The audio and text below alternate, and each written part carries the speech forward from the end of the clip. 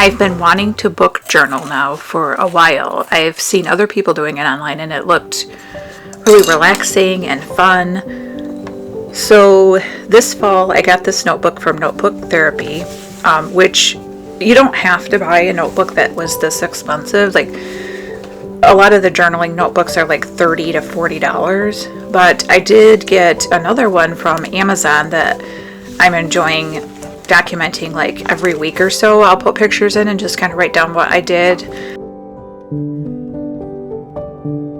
The reasons I love the journaling as a hobby is I feel like it just really lets you release your creativity, which for me is a big anxiety reliever, and I am a bit of a stationery nut. Like I love new pens and pencils and markers and art supplies. So I really enjoy that part of it. I also enjoy that there is no screens involved. It's just a nice analog hobby. I also like it because I think when you write things down, you tend to remember them more.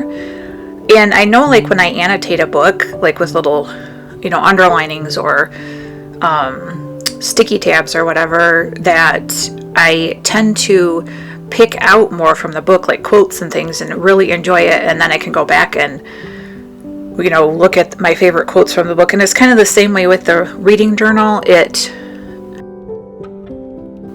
kind of tells like how you are as a person, like what quotes spoke to you, which is the same reason why I enjoy it with the reading journal, is that I can go back and reread favorite quotes. I love quotes. Like I have quotes all over my house, all over my office, at work. Like quotes get me through the day. And so I really enjoy being able to do that. I also like that there's you don't have to spend a lot of money. There's little cost, as I said before. Like you could just go get a couple packs of stickers and a $10 notebook, and you like maybe some highlighters or pens or something, and you're good to go. I also like it because I can set some goals for my reading journal, like what kinds of books I want to read this year. But in the same aspect, one of the rules when I first started book journaling to myself was I was going to be gentle. Like everyone's an artist, and if the page doesn't turn out looking like the ones on the YouTube channels that I watch, it's okay. It's a judgment-free zone for book journaling. And I also like it too because I would love to have had some kind of journal like that from some of my aunts or grandmas to kind of know more about their personalities. I think you can tell a lot about what kind of person they are by what they read and what their thoughts are on different books. And I've just found this to be an overall really enjoying, relaxing hobby. I look forward to coming home at night and doing some book journaling or planning my book journal.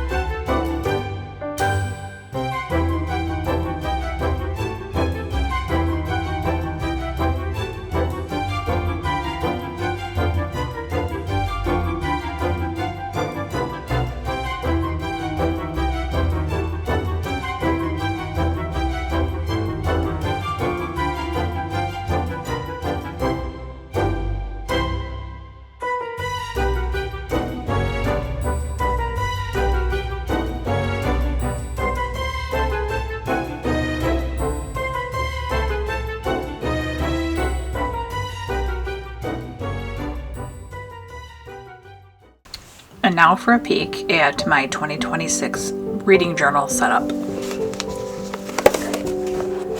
I bought this in the fall, so I have a few months worth of journaling here. I will continue just to use the rest for 2026 and see how far I can get. But for the last page of 2025, I did a top 2025. I didn't number them or anything. I just did my top series and then top individual books. I think I mentioned the Nevermore series, the Glass Library series, and the Shady Hollow series. Those were all series that I loved in 2025. And then for individual books, I read The Correspondent in December, and I really enjoyed that. Death in the Jungle was a great nonfiction, but it was a fast read. It was a middle grade nonfiction, so I think it was written a little step down from regular long nonfiction. Sometimes I have a hard time reading nonfiction because it takes me a while because there's just so much information. I didn't feel like that with that. I See You've Called in Dead by John Kinney. I think I mentioned that in one of my other videos. Somebody who was an obituary writer who ended up losing his job and kind of took a step back and kind of, I think, figured out what was important in life to him.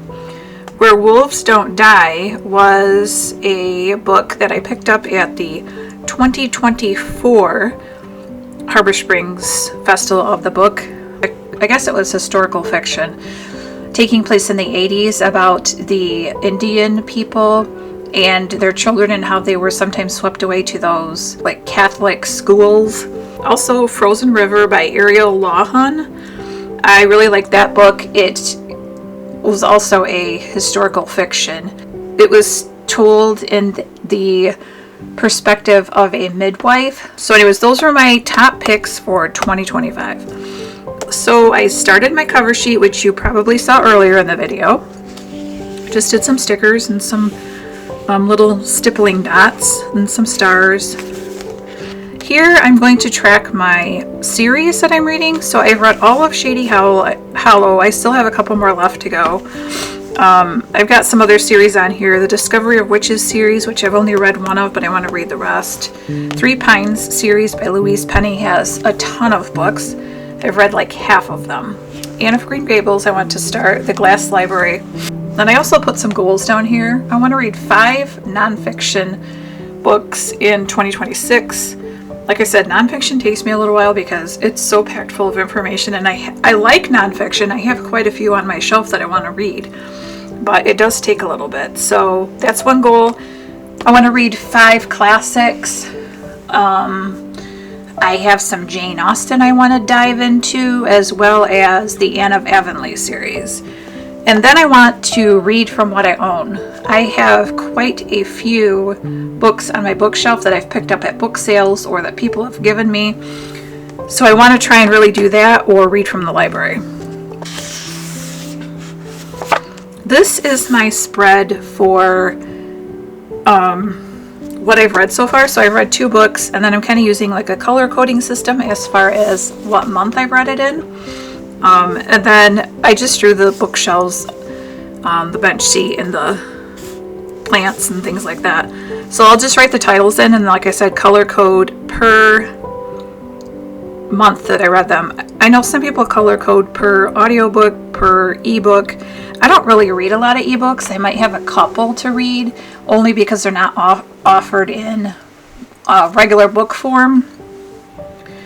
I do audiobooks, not a ton. I don't have a lot of time that I spend where I could do something like that, but I do read a few, so I didn't think it was really worth keeping track of what form I read it. And then I have this spread that I made for monthly favorites throughout the year, so January, February, March, all the way through December. And then I think this is one of my favorite pages, the book quotes, because again, I said I love quotes so much. And I just finished The Starless Sea, and there was a lot of quotes in there that I loved, but I'll just put a couple in here. I want to do maybe a Starless Sea spread in the future, which I will show you. I continued the quotes because I know for sure I'm going to have 2 pages, 2 spreads, no problem. And then I have a reread page. I do occasionally reread books, so I don't expect to have a ton, so I thought I would just put those on there. And then for January's TBR, like the pile of possibilities for January are these books, and of course there might be others, and I might not read some of these, and I might read other ones on my shelf, so we'll see what happens. And that is it for the 2026 layout so far. I hope you enjoyed this.